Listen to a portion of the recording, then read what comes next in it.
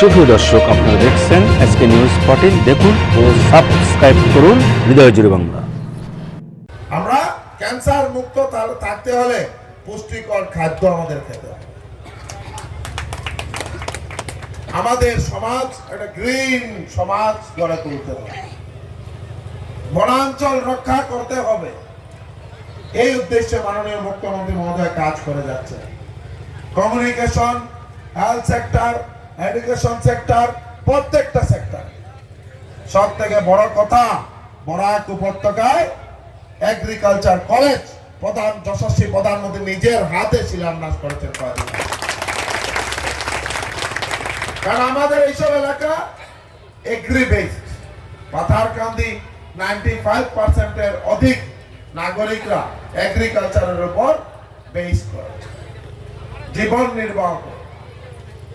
আর modern technology যদি আমরা use না করতে পারি, তাহলে আমরা এগ্রিকালচারের ক্ষেত্রে আমরা এগিয়ে যেতে পারব।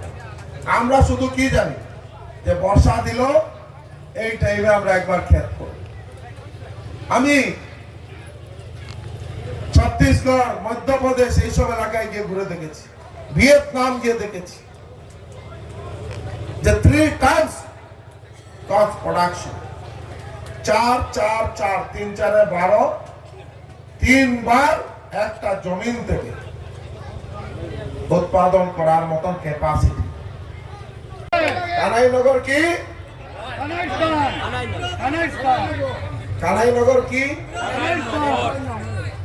গ্রাম পঞ্চায়েত, কানাই নামে এই গ্রাম, পুণ্য ভূমি। এই পুণ্য ধামে মঞ্চে উপস্থিত আমাদের সবার প্রিয় ভাই, আমাদের জেলা পরিষদের চেয়ারম্যান অনিল কুমার ত্রিপাঠী, এই গাঁও পঞ্চায়েতের সহসভানেত্রী পার্বতী দত্ত মহোদয়া, সভানেত্রী আমার শান্তিলাল সিনহা, ভারতীয় জনতা পার্টি রাজ্য স্তরের নেতা, স্টেট এক্সিকিউটিভ মেম্বার, মন্ডল সভাপতি শশীবাবু সিনহা দিশপুর পাঠিয়েছিল। 2021 ইংরাজিতেও দ্বিতীয়বারের জন্য আপনারা আমাকে নির্বাচিত করে দিশপুর পাঠিয়েছিলেন। লাস্ট পার্লামেন্ট ইলেকশনে পাথারকান্দির শ্রদ্ধার নাগরিকরা 2 হাত তুলে কৃপানাথ মাল্লা ভাইকে আশীর্বাদ দিয়েছেন।